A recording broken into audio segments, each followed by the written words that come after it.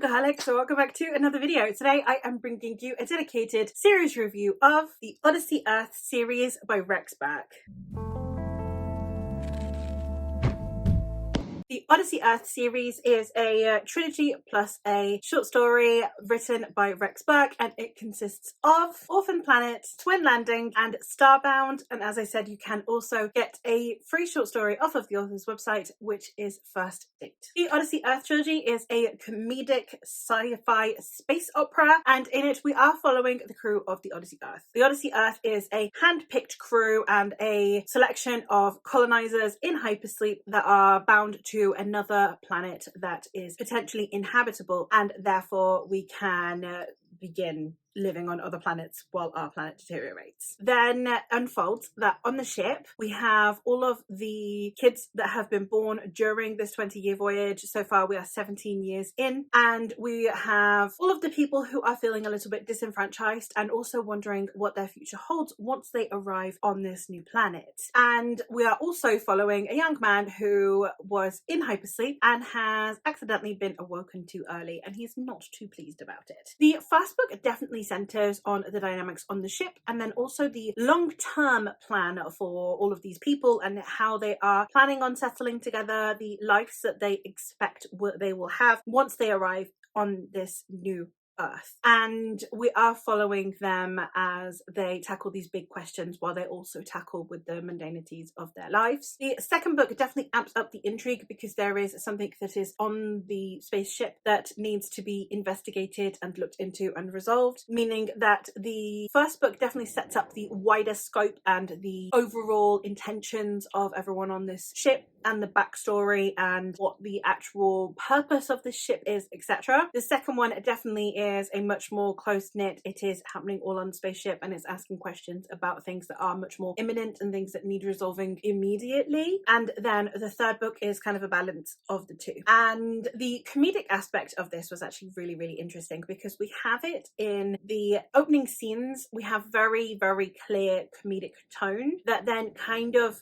slightly tempers itself throughout the rest of the series. It kind of calms down with the absurdism, and then every now and then it just has like punchy bits and pieces, and it does have definitely laugh out loud moments. It definitely does tackle difficult scenes with a tone of levity, which I think was handled really well, and I enjoyed that aspect of the series immensely. I think for me, one of the things about this series is that each book in a way got better because it built upon its predecessor. So it's not necessarily that the second book is better than the first book or that the third book is better than the second book. It's more that everything that the first book set up is then built upon, which makes it seem like the second book is better than the first, even though I'd say they're very comparable in terms of quality. I really enjoyed the characterizations in this series. I think that with comedy, it can sometimes lead to characters being a little bit archetypal. It can lead to characters not having much personality outside of their humor. I don't think that Rex Burke's characters suffer with that. I think that they very much do still feel like human beings. It's just that they are in either comedic circumstances or they have a very overt sense of humor, and I think that that was balanced really well. The only downside I would say to me is that because of this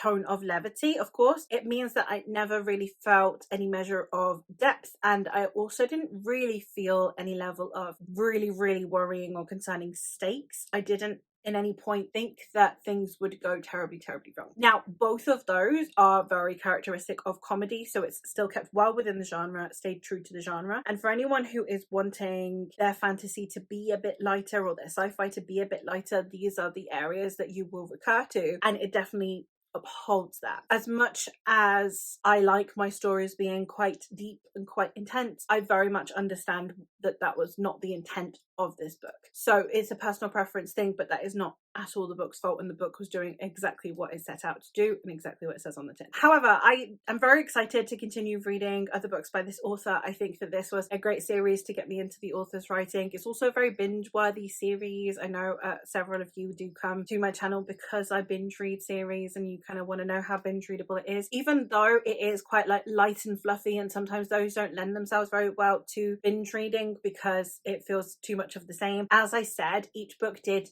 in my opinion, get a little bit better just because it did build upon the previous books. So I don't think that repetition would be too much of a concern, and therefore I did find them like really compulsively readable, easy to get to, and therefore very binge readable. As to the actual science, pseudoscience, sci-fi elements, this is a very light story. I didn't at any point feel like, oh my god, this could be us like 10 years from now with this kind of science. Like, obviously you do need to suspend your disbelief. I do tend to prefer harder sci-fis where the sci-fi elements are very, very prevalent, and you can understand and you can genuinely believe them if they're explained to you really well. That's not what this story's intent is. It's not what the author set out to do. So you do need to suspend your disbelief and just be like, okay, at this point we're at the point of space travel, and you don't need to know the details, and that's fine. I do think that the discussions around colonizing another planet were interesting in regards to how the hierarchy will work once we're there, because obviously you have the people that have been awake for a long time, that have been managing the ship and keeping everyone alive, and therefore there has been a chain of command there, which will be different from those that have been chosen and or have paid and or have been allocated a role of settler and colonizer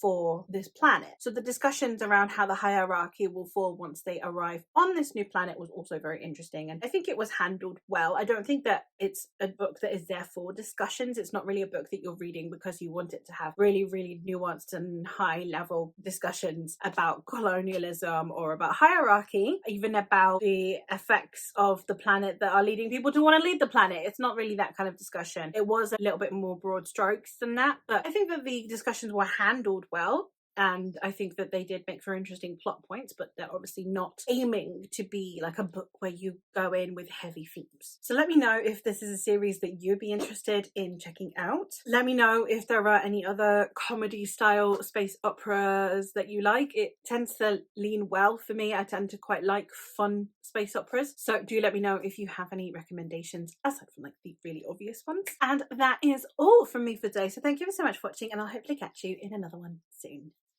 Bye!